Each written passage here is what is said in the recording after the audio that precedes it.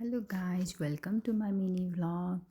आज चाहिँ हामी यसलाई चाहिँ हस्पिटल लिएर जाँदैछौँ कि यसको नाम चाहिँ फुजे हो। यसलाई चाहिँ हामीले असारमा भेटेको थियौँ कि यो चाहिँ 7 मन्थको भयो होइन। अनिखेर यो चाहिँ पिरियड भइसक्यो कि अनि पिरियड भएपछि यसको अरू डगरसँग मिटिङ भयो नि त। अनिखेर यो चाहिँ प्रेग्नेन्ट छ कि अनि प्रेग्नेन्ट छ अनि त्यसपछि भर्खर प्रेग्नेन्ट भयो कि अनि यसको चाहिँ बरु हामी चाहिँ पाठे गरेर निकालेर फालिदिने भनेर यसलाई चाहिँ हामीले हस्पिटल लिएर गयौँ।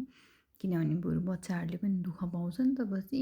यसको पेटमा चाहिँ 6वटा बच्चा रहेछ कि होइन। अनि बच्चा चाहिँ फाल्न त मन थिएन नि त, तर बाटोहरूमा अरू बच्चाहरूले कति दुःख पाइरहेको देख्दाखेरि चाहिँ अनि राख्न मन लागेन कि बरु फालिदिने भन्ने कुरा भएर फालिदियौँ कि हामीले।